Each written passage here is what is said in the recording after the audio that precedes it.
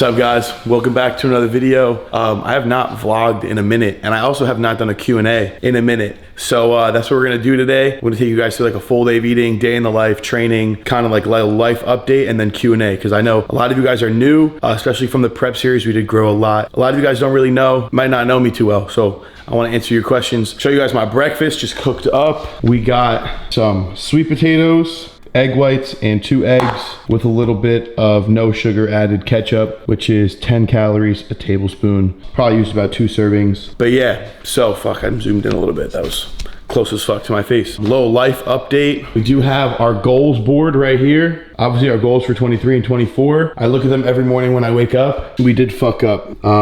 As you can tell, I went from 221 to 214, back to 220. A lot of that weight for the 220, not fat, it's water. I had a big life stress pop up. Can't really talk about it, but you guys will know in a couple weeks when I make a video addressing everything. Yeah, some big changes happening. I'm hopefully gonna be moving as well, but I was very stressed out and I decided, you know what, I'm gonna binge eat. Terrible decision, so we're kind of back to square one. So if you guys are also dealing with some binge eating problems, it's not just you, and just because you relapse once or you relapse twice doesn't mean you're not making progress. Every day that you guys improve, you guys are making progress. So you guys are not alone. But I'm gonna sit down and grub this breakfast. So before I head over to the gym, or before I eat this, I might have another meal before I go to the gym. I usually like to train with about 2 meals in me, like 100 grams of carbs or so. Just wanted to touch a little bit more on the whole body dysmorphia, binge eating kind of thing. Something I found that helped me a lot is obviously making sure I'm really well hydrated. So I'm drinking a lot of water, I'm having some coffee, spacing my meals out more. So I'm eating more frequently throughout the day instead of doing 2 or 3 really big meals that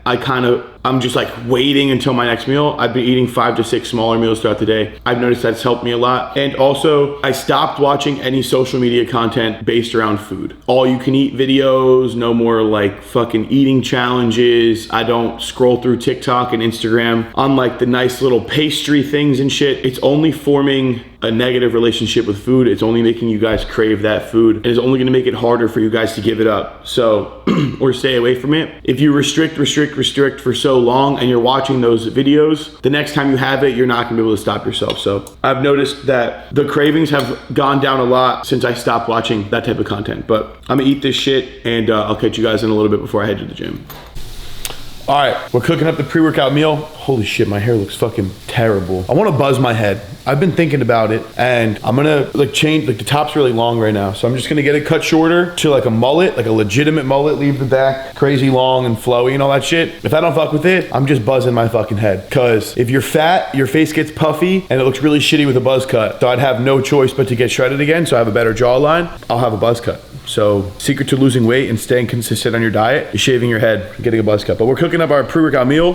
Fuck, I'm gonna drop my camera. We got some Flex Pro rotisserie chicken, like half a pack, cooking it up on the pan. And right here, we got a pack of sticky rice, VT sticky rice. I like the sticky rice a lot because it's like the sushi rice, so it tastes a little bit better. The Flex Pro chicken is just super easy for me to keep track. Like I said, portion control is kind of a problem for me. So I'm like, okay, 1 pack, you know, 1 pack is a portion. 1 pack of the sweet potatoes is a portion. Half a pack of the VT rice is a portion. If I start to do things like, you know, cooking it myself, I tend to overeat. So I'm trying to find the best way for me, portion control, 1 creamy, you know? If I was to go get a pint of ice cream, the entire thing would be gone. But if I make myself a protein creamy, it's a little bit better. So portion control is something I'm working on. If you guys are struggling with portion control as well, I'd recommend doing the same thing. Look for like a meal prep company, look for smaller portions, like single serving things, because dude, it's a bad feeling when you overeat and you're like, oh fuck, I'm stuck in the bed. Like my stomach's so distended, my stomach hurts. I'm never gonna do this again. You tell yourself, I'm never gonna do it again. And then the next night you're in the same fucking position. So it's all about finding what works for you. And right now, portion control shit is really helping me. All right, so we got some chicken and rice, sugar-free G Hughes, 5 calories a tablespoon. But yeah, so I'm gonna eat this shit up, probably sit on the couch and watch some YouTube, maybe some bodybuilding videos, trying to get a little bit of that spark back. Your boy's an energy drink fiend, so we got the Rise Fuels. This one's probably my favorite flavor, the pink splash. Either this or the Country Time lemonade. I've saved like a bunch of them. I wanna make a really cool sword. Don't fucking ask me why, because I literally don't know. But I like save a bunch of the Rise Fuel cans up there just because, you know, I drink them all the time and I get so many cans that it's like, fuck it, I might as well make something cool out of it.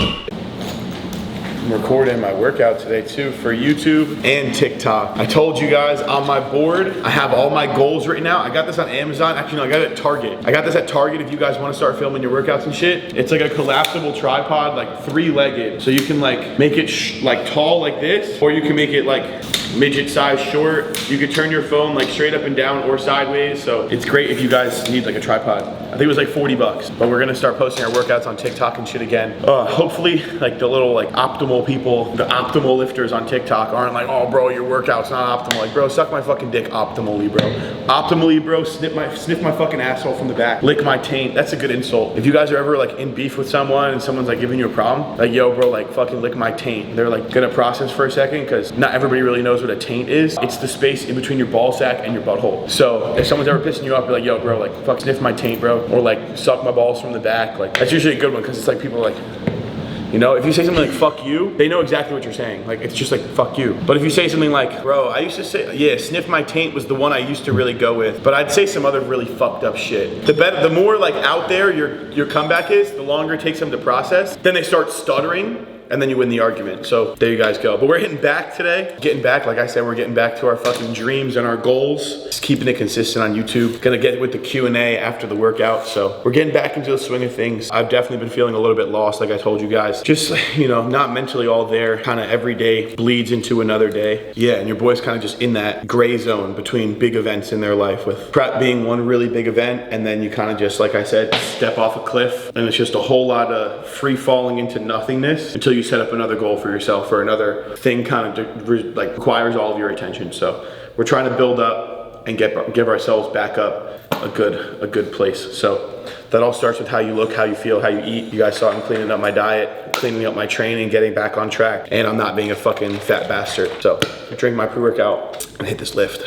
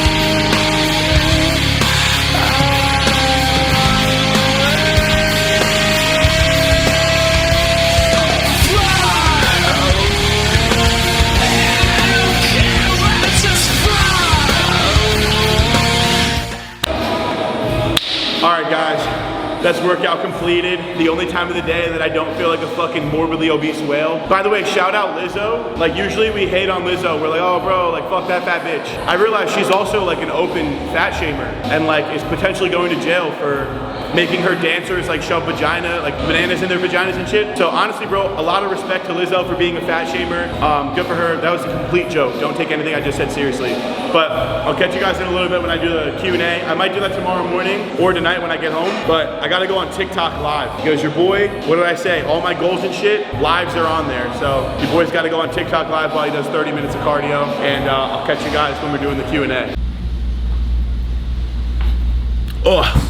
What's up, guys? Let's just fucking focus the camera real quick. I'm here in the Alphalete Lounge. It is the next day and we're gonna get into the Q&A. I haven't done one of these in a while. I feel like there's a lot of new people who have kind of subbed throughout the course of prep or just since the last time I've done a Q&A, and some people might want advice. They might want to know a little bit more about me, or they might just want to say some funny shit. So we're gonna go through this Q&A. Your boy always gets the normal, like how big's your dick? What's your body count? Do you have a girlfriend? Are you married? Like I get those questions all the time. I got probably 100 people asking me about my penis. Penis, small. Body count, I'm a virgin. Married, no. What was the last one? I'm practicing financial abstinence. So if you guys don't know what financial abstinence is, I think you guys should take a little hint from your boy's book. Pussy will always be there, money and opportunity will not. Don't focus on getting women now. Focus on building, becoming financially independent, becoming financially stable, investing into your future, and then worry about girls. So I'm not worrying about girls until I'm financially stable. I know that I'll have enough things invested into my future that I can be able to support a family and spend time with them and kind of escape the rat race. I'm not gonna waste my time chasing pussy. So it's a good piece of advice. Set a goal in your mind. Let's say you wanna have $2 million before you worry about having a girlfriend or something. $2 million is a lot of fucking money. I'm not saying set your goal that high, but don't focus on short-term gratification like women. Focus on long-term gratification like financial freedom. So financial abstinence. Get your money up, not your funny up. Stop chasing pussy. That's a good little start advice to the Q&A. So first question we got, shout out Bryce for the question. First camera you started using. The very first camera I started using for YouTube was my iPhone. So I had an iPhone 10. I would travel a lot when I first started TikTok. I first started YouTube. Everything was just iPhone 10, horizontal videos, set it up on a tripod, talk to the videos, talk to the camera, go to the gym, film on my iPhone, edit an iMovie. You don't need some fucking $7,000 camera to start YouTube. You don't need to make that giant financial investment. When YouTube starts paying for itself, for example, like you have a brand sponsorship or your YouTube ad revenue is paying you some money or TikTok creator fund is paying you some money or you're getting a brand deal or you create a product you're selling, then invest. But until then, it's perfectly fine to just use your iPhone. A lot of YouTube videos can literally be recorded, or a lot of YouTube videos are 1080p when they're posted, or maybe 4K. Your iPhone records in 4K, your iPhone records in 1080p. You can make some great YouTube videos just on your iPhone if you don't have the money to buy a crazy camera. The camera I ever used was my iPhone 10. That shit was a little rough, I'm not gonna lie. That was a little bit rough. Next question, I get this question a lot, so I'm just gonna hop right into it. Is how do you make it as a fitness influencer? Much love. Shout out Stefan for the question. My number one piece of advice is drop the word influencer. It is such a fucking terrible word. I don't wanna influence you guys to do anything you don't wanna do. Let's say fucking, I don't know, whoever the fuck, David Dobrik is an influencer, like the typical influencer. I don't know why I thought David Dobrik. I fuck with his vlogs, he's funny as fuck. Or like Steve will do it. He's an influencer, right? I just consider myself a fitness content creator. That's it. I don't want to influence you guys to do something you don't want to do. I want to spread positivity. I want to make you guys laugh on bad days. I want to motivate you guys to go to the gym. I want to make it more enjoyable for you guys and just realize like you don't have to hate your life to go to the gym. You don't have to be heartbroken to go to the gym. Like just go because you have fun. Go because you guys enjoy it or you want to laugh or you want to improve as a person. Like you don't have to be, oh my God, my heart is broken. My 14-year-old girlfriend left me. That's why. I don't want to influence you guys to do something you don't want to do. I want to spread positivity, make you guys laugh, and just have a good time. So drop the word influencer from your mindset. Don't look at it as, oh, I want to influence people. Look at it as, oh, I want to inform people. I want to help people. I want to make them laugh. I want to give them information and help them lose weight or help them build muscle. Or I want to post low-calorie recipes. Or if you're not in the fitness niche and you do something else, I want to teach them about finances and investing, or I want to make them laugh by doing funny skits, things like that. So if you want to blow up on social media, that's one thing, is forget the word influencer. The next thing I'd say is be yourself 100% of the time. There's so many fitness influencers that are just completely different off camera, and it really rubs me the wrong way. If you guys meet me in person, I'll always be myself. I'm always who I am. I'm always me. A lot of people are not, bro, and it rubs me the wrong way. It's like, yo, you guys put on this fucking persona to be someone you're not on social media just for clout or money. Like, get that shit out of your head too. There's only one Jesse James West, right? There's only one 3 million subscriber Jesse James West. So don't do the same shit he's doing. If I go to Walmart and they have Cinnamon Toast Crunch, because your boy's a fucking fat ass at heart, they got Cinnamon Toast Crunch cereal or they have Walmart cereal, I'm gonna pick Cinnamon Toast Crunch every single time. So if you post the same exact video Jesse posts and his video has 3 million views and yours has 3 views and they're both on the YouTube recommended, but they're the same exact shit, you're just copying him, I'm gonna watch Jesse all the time because you're trying to be somebody you're not. So create something that's unique to you. That's probably my number one piece of advice, is don't try to be someone else, don't try to be someone you're not. How supportive were your parents and family when you started social media full time? My mom always knew school was not for me. I told her from day one I was not gonna graduate college. My dad, moving from Italy, moved to kind of give his family a better life and give his kids opportunities he felt like I wouldn't have had if I had lived in Italy. He was definitely very disappointed when I dropped out of school. He was definitely very disappointed throughout all of my school, from middle school all the way through the end of my college. I got in trouble a lot. I failed a lot of classes. I never paid attention. I was always worrying about how can I make money selling shoes? What can I do to make money? Can I skip school to go cut lawns? Can I skip school to go do a mulch job with my friend who had a construction and landscaping company? He was very disappointed in me. It was always kind of his dream that I would graduate college, which I am sorry I never fulfilled that for him. It just wasn't for me. I had tried culinary school. I had tried electrician school to become like a tradesman. Both of those things weren't really for me. I had put out some feelers. I went to 2 like week-long camp courses kind of things for culinary school. I used to want to be a chef, but it just wasn't for me. So my mom was always very supportive of social media. My dad wasn't in the beginning. He was very much finish school. I don't want you to do this. But my piece of advice for that would do what makes you happy. So for me, fitness and content creation was something that genuinely made me incredibly happy and incredibly proud of what I was doing. Even when I wasn't making enough money to survive and support myself on it, I was very proud of what I was doing. But what I will say is my dad is probably the most supportive person now. He sees how happy it makes me. He sees how hard I work for it. He's very supportive. My dad comments on almost every single Instagram photo, comments on all my TikToks, saves them, shares them to his friends to try to help the algorithm. So I'd say I'll give credit where credit's due. My dad is probably my #1 supporter. And he was originally the #1, I don't want you to do this, but he sees how happy it makes me. Will Anaka be coming out with 5-inch shorts? I have no fucking clue, but I know that I will. Your boy's starting his own clothing company. We're getting samples done, and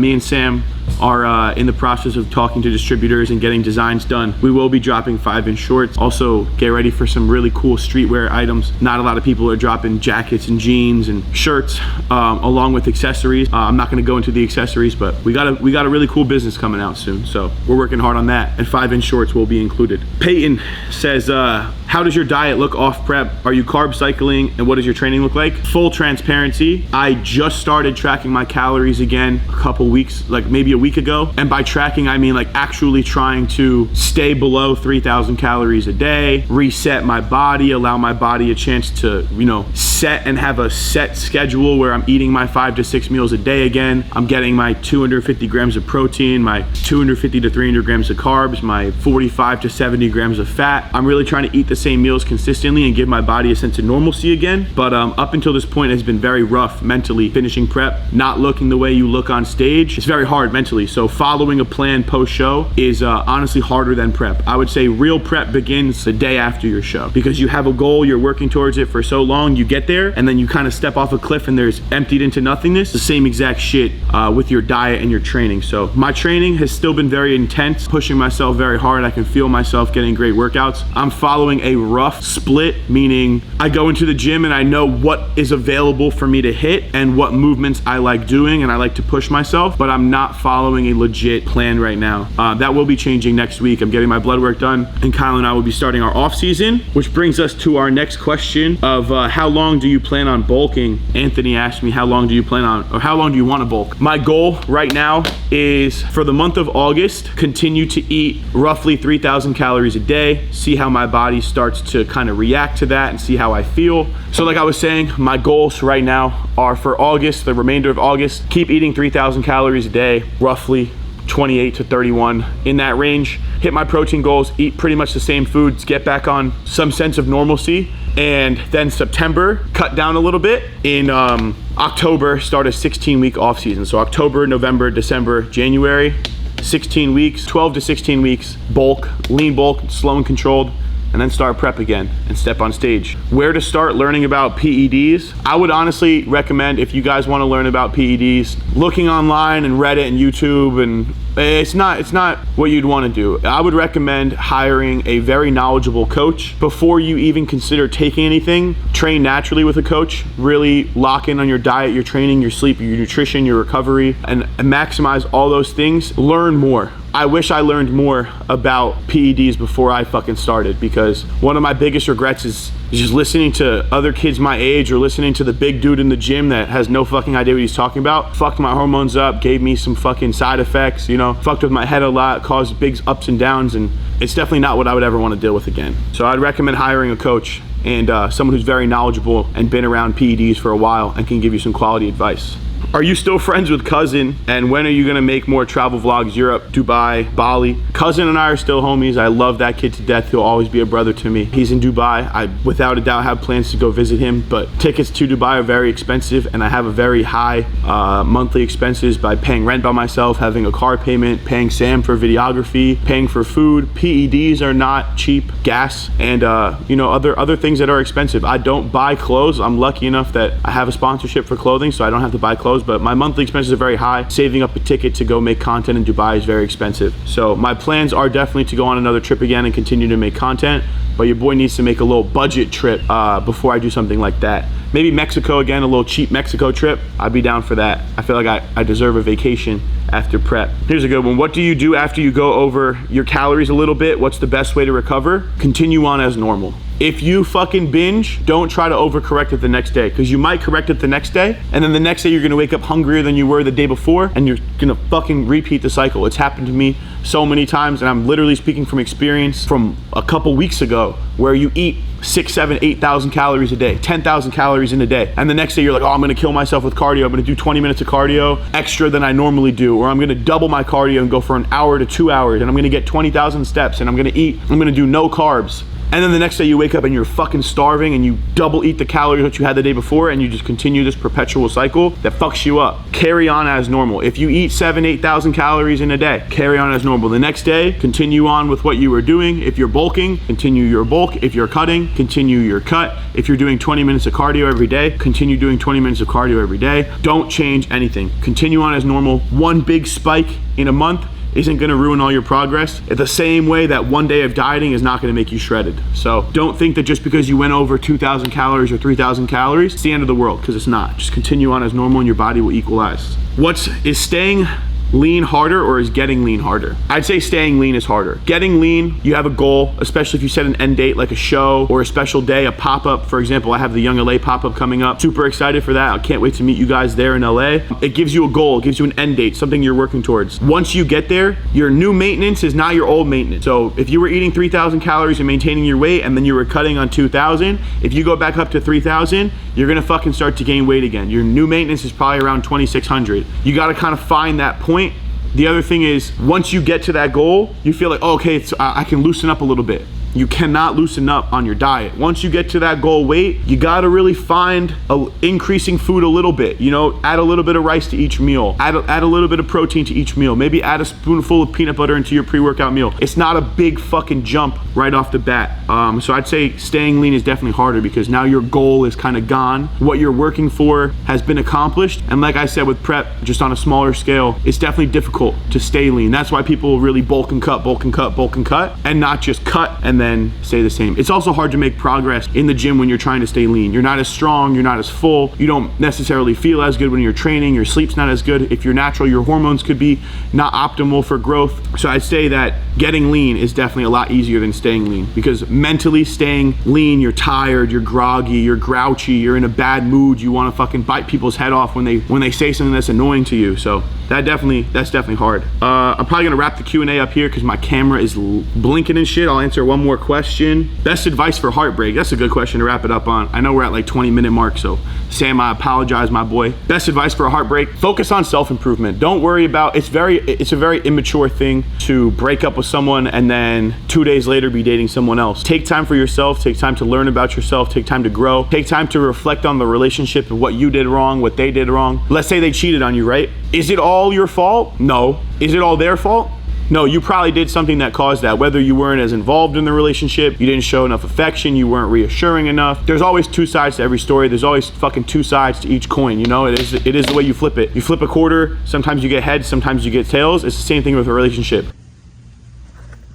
Fucking camera died, but as I was saying about the relationship shit, take time to learn about yourself. Don't just jump into another relationship. You know, take time to reflect on yourself and grow as a person. But I'm gonna wrap the video up here, obviously, because my camera just fucking died. I'll catch you guys in the next video, and thank you for tuning in. I love you guys, and I'm excited for what's to come. We have a big move coming. We have some dope videos coming, some cool collabs. I'm excited for this next little channel, little chapter of the channel with the bulk.